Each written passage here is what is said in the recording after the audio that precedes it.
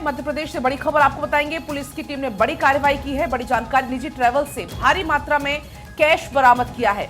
1 करोड़ से ज्यादा कैश और 22 किलो चांदी इस दौरान जब्त की गई है। पेट्रोल बॉर्डर की ये पूरी घटना है। मामले की जांच फिलहाल पुलिस कर रही है। तस्वीरें आपकी टीवी स्क्रीन पर आप देख सकते हैं। 1 करोड़ से ज्यादा कैश है, 22 किलो चांदी बताई जा रही है।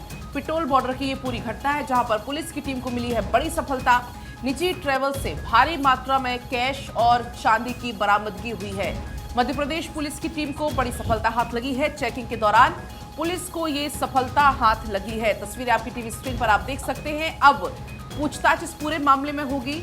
ये वाहन कहां से कहां जा रहा था, किसका ये कैश था, 22 किलो चांदी जो कि जब्त की गई है, ऐसे तमाम सवालों के जवाब अब पुलिस ढूंढने की कोशिश करेगी। तस्वीरें आपको हम एक्सक्लूसिव दिखा रहे हैं। 12/24 ये तस्वीर आपको दिखा रहा है। निजी ट्रैवल्स से ये भारी मात्रा में कैश की बरामदगी हुई है और आप देखिए 22 किलो चांदी जो कि बरामद की गई है। और अब पूछताछ का ये विषय है, इतनी मात्रा में कैश चांदी किसका था, कहां जा रहा था, इसके पीछे आखिर किसका हाथ है, ऐसे तमाम सवालों के जवाब अब पुलिस की तरफ से लेने की कोशिश की जाएगी।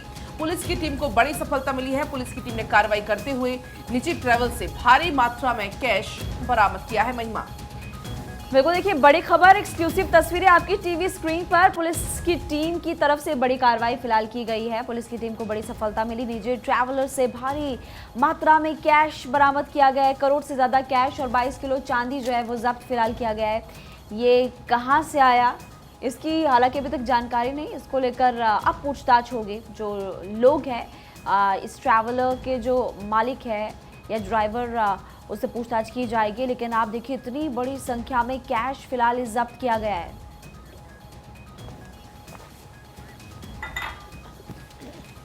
आगे बढ़ते हैं, अखबारों की सुर्खियां जो है वो आपको बता दें। जैसे कि मेरे पास इस वक्त दैनिक भास्कर है, फ्रंट पेज पर एक बड़ी खबर, उसकी जानकारी आपको देते हैं। चुनावी बॉन्ड को लेकर सरकार की तरफ से फैसला, नई स्कीम के लिए अब समिति बनेगी। नया मॉडल ऐसा होगा जो कि स्टैंडर्ड पर खरा उतरे।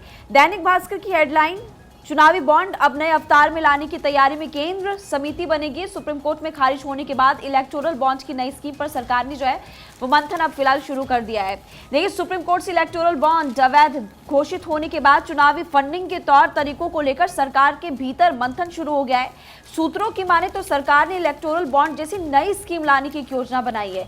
वित्त मंत्रालय में इसे इनोवेटिव मॉडल पर 2 बैठकें भी हो चुकी है और इसमें चर्चा हुई कि कौन सा तरीका होना चाहिए जो कि संविधान के मानकों पर खरा उतरे और सुप्रीम कोर्ट की समीक्षा की कसौटी की बाधा पार भी कर पाए। नया मॉडल ऐसा होगा जो कि सुप्रीम कोर्ट के फैसले के मानक पर खरा उतर सके। प्रधानमंत्री मोदी ने कहा था कि व्यवस्था में कुछ खामी हो सकती है, पैसा आने जाने का पता तो चल रहा था। सरकार के भीतर मंथन इस बात को देखते हुए महत्वपूर्ण है कि प्रधानमंत्री मोदी ने हाल ही में एक इंटरव्यू हुआ था जिसमें वो कहते हुए नजर आए थे कि चुनावी बॉन्ड व्यवस्था में खामियां हो सकती है, लेकिन पैसे के आने जाने के स्रोत का पता तो चल रहा था। और 2014 से पहले पैसा तो खर्च हो रहा था, पर किसे पता होता था कि वो कहां से रहा है या किसके पास जा रहा है। यानी कि अब चीजें काफी ज्यादा क्लियर हो गई थी।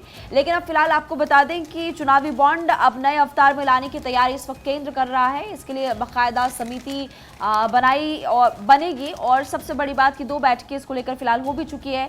सुप्रीम कोर्ट ने इलेक्टोरल बॉन्ड की व्यवस्था पर सवाल उठाते हुए कहा था कि यदि कोई व्यक्ति ए यानी कि बॉन्ड बैंक से खरीदता है तो उसका पूर्ण विवरण रिकॉर्ड में दर्ज हो जाता है, लेकिन यदि बी यानी कि इलेक्टोरल बॉन्ड सर्टिफिकेट ए को कुछ अतिरिक्त नगद राशि देकर हासिल कर ले तो किसी भी राजनीतिक पार्टी का नाम कहीं से भी रिकॉर्ड में नहीं आता है। तो फिलहाल इस तरह की टिप्पणी सुप्रीम कोर्ट की तरफ से की गई थी। लेकिन अब केंद्र फिलहाल रणनीति बना रही है, या फिर कह सकते हैं कि मंथन इस वक्त केंद्र में चल रहा है कि इसको लेकर के समिति बनाई जाए और इसको नए तरीके से फिलहाल सामने लाया जाए। बढ़ते खबरों में आगे, राजनाथ सिंह का राहुल पर कटाक्ष।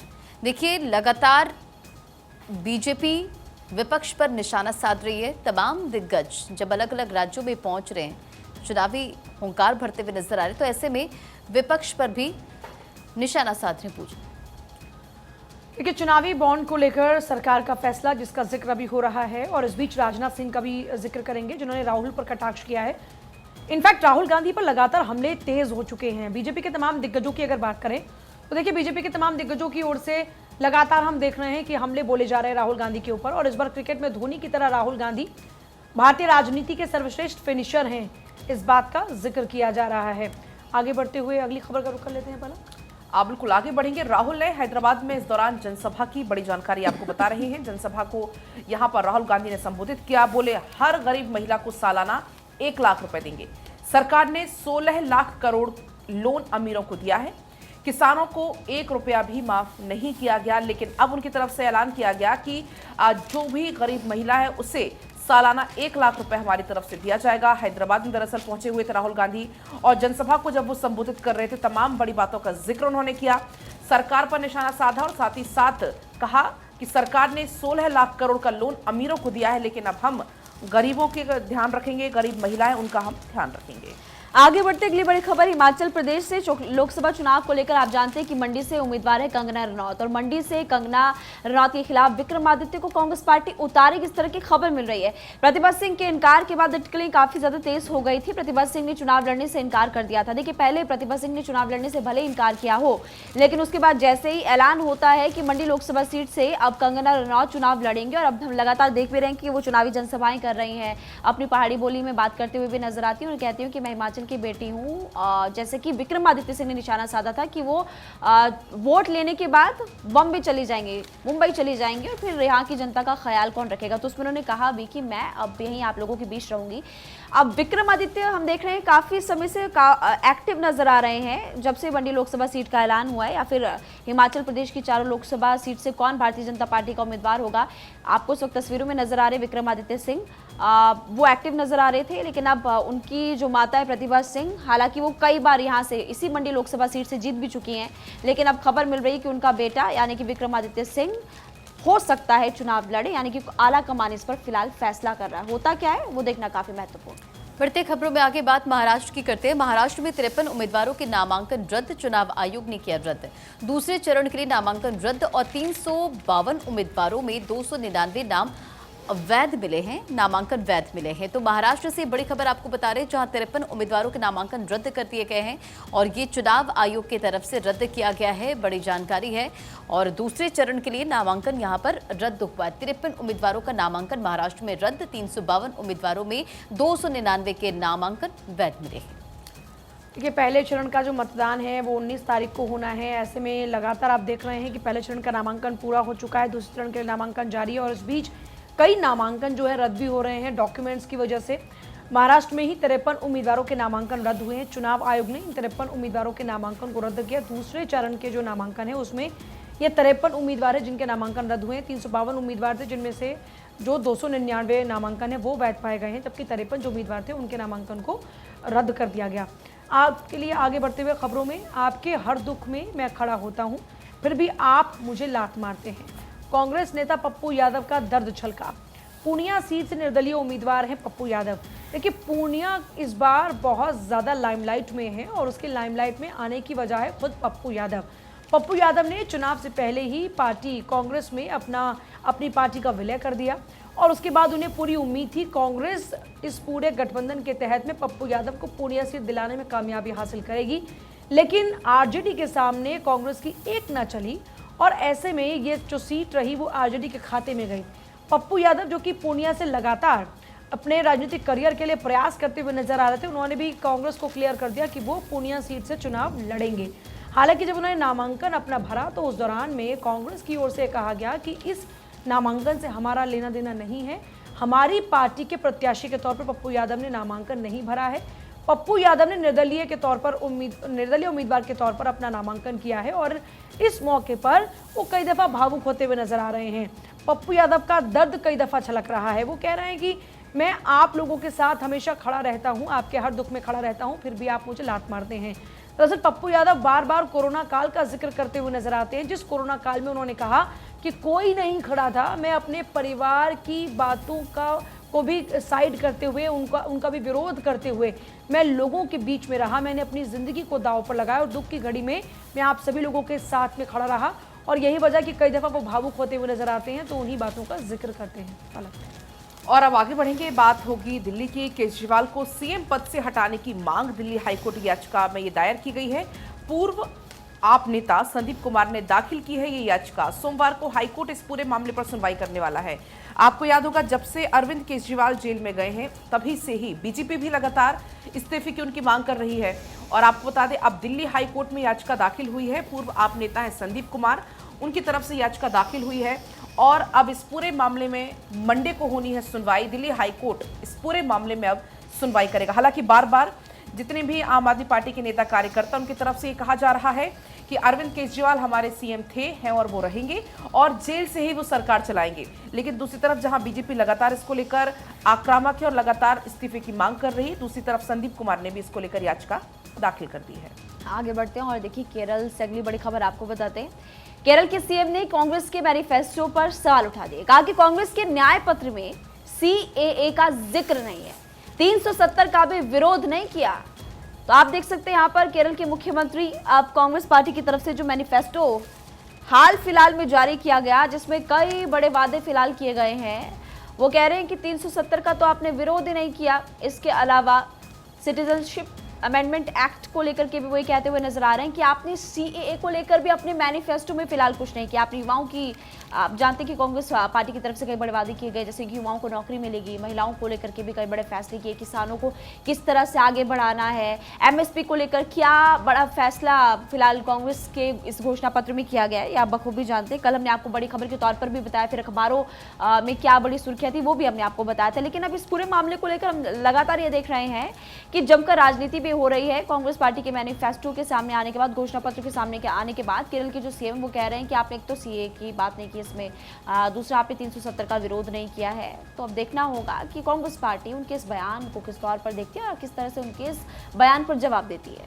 बढ़ते खबरों में आगे, राज्यसभा चुनाव के 40 दिन बाद हाईकोर्ट पहुंचे सिंघवी और कहा लॉटरी में जिसका नाम निकले वो हार जाए।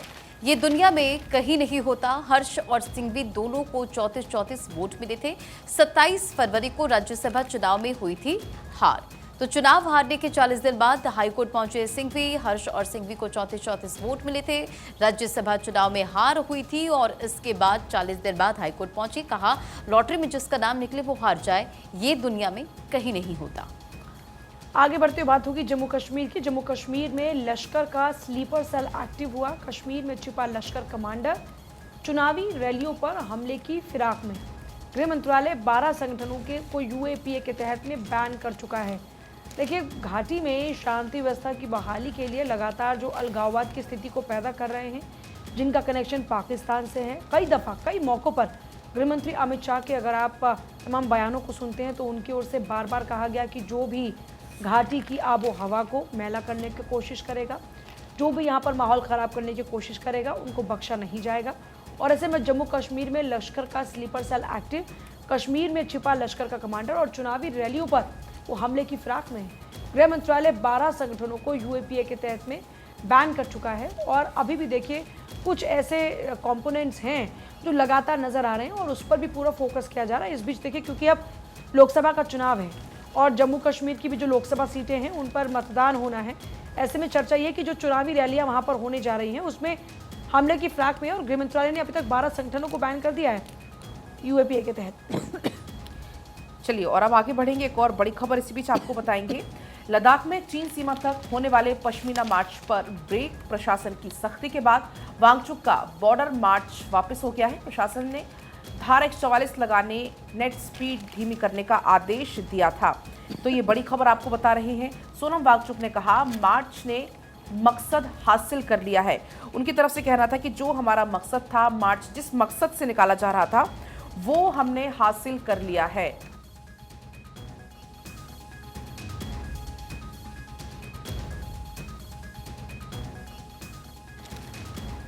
तो देखिए, ये बड़ी जानकारी आपको दे रहे हैं। दरअसल आपको बता दें कि लद्दाख को राज्य का दर्जा देने और इसे संविधान की 6ठी अनुसूची में शामिल करने की मांग को लेकर लगातार यहां पर आंदोलन चल रहा है, प्रदर्शन हो रहा है और इसी को लेकर भूख हड़ताल, विरोध प्रदर्शन भी लगातार जारी। और ऐसे में मार्च निकाला जा रहा था।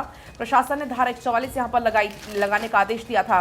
नेट की स्पीड धीमी करने का आदेश दिया गया था। तो ये बड़ी जानकारी आपको बता दें। सोनम वांगचुक ने लद्दाख में जो चीन सीमा तक मार्च था वो वापस ले लिया है। बोले कि पागल हाथी की तरह काम कर रही है सरकार। तो ऐसी तमाम बड़ी बातें वो बोलते हुए नजर आए। आपको याद होगा 20 से 21 दिन की उनके द्वारा अनशन यहाँ पर किया गया था। उसके बाद महिलाएं वहां पर बैठी अनशन के लिए, युवा वहां पर अनशन के लिए बैठे।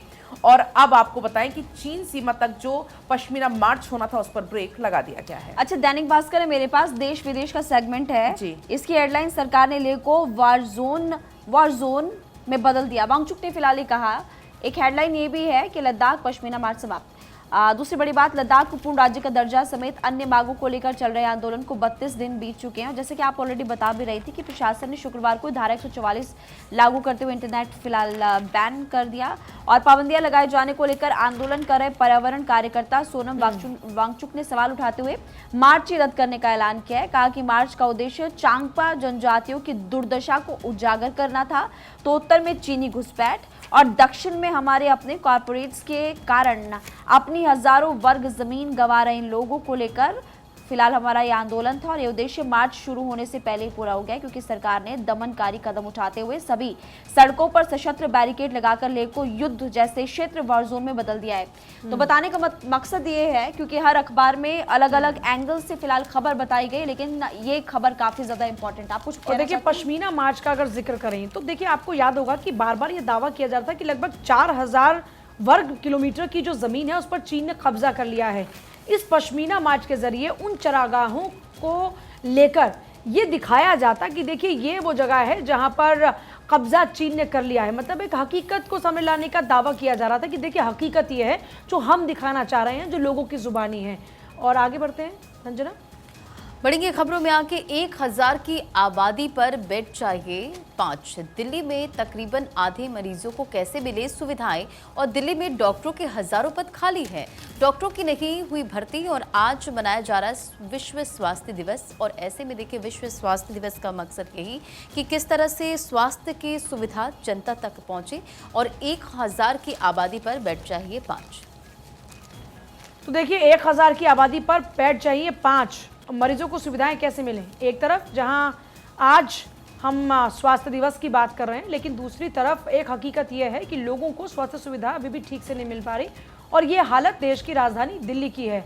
चलिए आगे बढ़ते हुए बात होगी। विप्रो के एमडी और सीईओ थियरी डेलापोर्ट ने इस्तीफा दे दिया है। कंपनी ने उनकी जगह पर अब श्रीनिवास पल्लिया को नियुक्त किया है। थियरी डेलापोर्ट पिछले 4 साल से विप्रो में थे। और देखिए मेरे पास इस वक्त जो अखबार है नवोदय टाइम्स में खबर है, विप्रो के सीईओ थियरी डेलापोर्ट ने इस्तीफा दे दिया है। भारत की प्रमुख सूचना प्रौद्योगिकी कंपनी विप्रो ने कहा कि उनके मुख्य कार्यकारी अधिकारी यानी कि सीईओ थियरी डेलापोर्ट ने इस्तीफा दे दिया। कंपनी ने यह बताया कि उनके स्थान पर श्रीनिवास पल्लिया को नया सीईओ नियुक्त किया गया है। उनकी नियुक्ति 7 अप्रैल से 5 सालों के लिए प्रभावी है। कंपनी ने शेयर बाजार को बताया कि विप्रो के बोर्ड ने 6 अप्रैल 2024 को डेलापोर्ट के इस्तीफे पर विचार किया और उन्हें 31 मई 2024 को कंपनी के कामकाज से मुक्त उनको कर दिया जाएगा। विप्रो ने बताया कि पल्लिया की नियुक्ति के लिए शेयरधारकों और केंद्र सरकार से जरूरी जो मंजूरियां थी वो ली जानी है। तो कुल मिलाकर अगर बात की जाए विप्रो कंपनी की, तो विप्रो कंपनी में एक बड़ा बदलाव है। सीईओ को बदला जा रहा है 31 मई तक। हालांकि जो अभी मौजूदा सीईओ हैं उनका कार्यकाल रहेगा और उसके बाद में जो प्रभावी होगा वो दूसरे जो सीईओ हैं उनके नाम का जिक्र है। डेलापोर्ट के इस्तीफे के बाद में अब जो कामकाज होगा वो श्रीनिवास पल्लिया को उनके बाद मिलने वाला है। और अब चलिए आगे बढ़ेंगे। एक और बड़ी खबर आपको बताएंगे। जुकरबर्ग दुनिया के तीसरे सबसे अमीर व्यक्ति, मस्क को पीछे छोड़ा। बर्नार्ड अर्नोल्ट 18.57 लाख करोड़ की नेटवर्थ उनकी। आपको बता दें पहले नंबर पर मुकेश अंबानी, तो ये बड़ी जानकारी आपको दे रहे हैं 11वें स्थान पर। तो आपको बता दें दरअसल जुकरबर्ग ने एलन मस्क को पीछे छोड़ते हुए दुनिया के तीसरे सबसे अमीर व्यक्ति वो बन गए हैं। 2020 के बाद पहली बार ये ऐसा मौका है जब जुकरबर्ग में संपत्ति के मामले में मस्क को भी उन्होंने पीछे छोड़ दिया है। दरअसल आपको और जानकारी अगर इसमें देते हो, एक रिपोर्ट के मुताबिक चौथे स्थान पर गिर गए हैं रॉयटर्स। टेस्ला ने कम महंगी कार की योजना रद्द कर दी है और इसके कारण जो शेयर्स है उनमें भी काफी गिरावट दर्ज हुई है। हालांकि मस्क ने इन खबरों का खंडन किया है। इसके बाद सप्ताह की शुरुआत में एक और इस खबर आई कि टेस्ला की वाहन डिलीवरी मार्च के महीने में गिर गई है। कोविड महामारी के शुरुआती दिन के बाद से ही वाहनों की डिलीवरी गिरी थी और पहली बार ये सालाना आधार पर गिरावट दर्ज की गई है। तो ये बड़ी बात आपको बता रहे हैं, बड़ी जानकारी आपको दे रही है। और ये जानकारी मिली है कि टेस्ला के शेयर में 34% की गिरावट आई है। ये बड़ी जानकारी आपको बता दें। और जुकरबर्ग इसके साथ साथ में तीसरे स्थान पर सबसे अमीर व्यक्तियों में शामिल हो गए हैं। अगली बड़ी खबर जयपुर से। वोटर के मन में आखिर क्या है, ये सवाल। लोकसभा हैट्रिक के लिए 3 सीटें एक बड़ा चैलेंज है। यह भी आपको बता दें 24 विधानसभा सीटों में से 7 इस वक्त बीजेपी के पास। चूरू में मुकाबला काफी ज्यादा रोमांचक है। कसवा और झुंझुनू में ओला ने काफी ज्यादा रोमांचक यहाँ पर बना दिया। सीकर में अगर सवाल देखें तो काफी बड़ा सवाल है कि क्या कांग्रेस का 100% वोटर माकपा के पक्ष में इस वक्त है। तो जयपुर को लेकर फिलहाल हम खबर बता रहे हैं। यहाँ पर मुकाबला काफी ज्यादा रोमांचक है और वोटर के मन में आखिर क्या है ये देखना काफी इंपॉर्टेंट, क्योंकि चूरू में मुकाबला काफी ज्यादा रोचक हो चुका है। फिर आप अगर देखें कस्बा और झुंझुनू की तो बात करें, यहाँ पर भी मुकाबला काफी ज्यादा दिलचस्प है। और सीकर की बात करें तो क्या कांग्रेस का जो वोटर है वो इस पर उसका रुख क्या रहता है ये देखना काफी ज्यादा इंपॉर्टेंट। और लोकसभा चुनाव को लेकर खबर फिलहाल हम बता रहे हैं आपको। बढ़ते खबरों में आगे, दक्षिण कोरिया के लोगों का इलेक्ट्रिक व्हीकल भी से मोह भंग हो गया है और बिक्री में कई फीसदी यानी कि 25% की गिरावट हुई है। पहली बार आई गिरावट और डीजल कार की भी मांग घट गई है यहाँ पर। तो देखिए एक रिपोर्ट में ये पूरी जानकारी सामने आई है कि इलेक्ट्रिक व्हीकल से लोगों का मोह भंग हो गया। दक्षिण कोरिया की यहाँ पर बात कर रहे हैं और बिक्री में देखिए 25% की गिरावट आई है। पहली बार ये गिरावट आई है और ऐसे में डीजल कार की भी मांग बढ़ गई है। देखिए नवोदय टाइम्स में ये खबर है जिसमें दक्षिण कोरिया के लोगों का इलेक्ट्रिक व्हीकल से मोहभंग, बिक्री में 25% की गिरावट आई है। इसी हेडलाइन के साथ में खबर है। दुनिया में गाड़ियों से बढ़ते प्रदूषण को कम करने के लिए ही इलेक्ट्रिक व्हीकल यानी कि जो ईवी हैं उनको अपनाने पर जोर दिया गया। हालांकि कई देशों में लोगों का काफ़ी कम समय में इससे मोहभंग हो रहा है। मार्केट रिपोर्ट के मुताबिक दक्षिण कोरिया में पहली तिमाही में इलेक्ट्रिक व्हीकल की बिक्री में 25% की गिरावट दर्ज हुई है, जबकि गैसोलीन हाइब्रिड मॉडल की जो बिक्री है उसमें 46% की तेजी आई है। और इस बीच एक बड़ी खबर दिल्ली से आ रही है, जहां आज जंतर मंतर पर आम आदमी पार्टी जो नेता है वो जुटने वाले हैं। केजरीवाल की गिरफ्तारी के खिलाफ देशव्यापी अनशन होगा। सांसद, विधायक समेत अन्य कार्यकर्ता अनशन करने वाले हैं। केजरीवाल, सिसोदिया, सत्येंद्र जैन का जेल में सामूहिक उपवास होगा। तो देखिए आपको याद होगा अन्ना आंदोलन के तहत में ही आम आदमी पार्टी बाद में आई अस्तित्व में। अन्ना आंदोलन से ही अरविंद केजरीवाल का एक तरीके से राजनीतिक तौर पर उदय हुआ और आज जंतर मंतर पर आम आदमी पार्टी के जो कार्यकर्ता हैं वो जुटने वाले हैं और सामूहिक तौर पर ये लोग अनशन करेंगे। देशव्यापी अनशन का आगाज आम आदमी पार्टी करने जा रही है। केजरीवाल, सिसोदिया भी जेल में उपवास करेंगे, सत्येंद्र जैन भी जेल में ही सामूहिक उपवास करेंगे और जो आम आदमी पार्टी कार्यकर्ता होंगे वो बाहर विरोध स्वरूप अनशन करेंगे।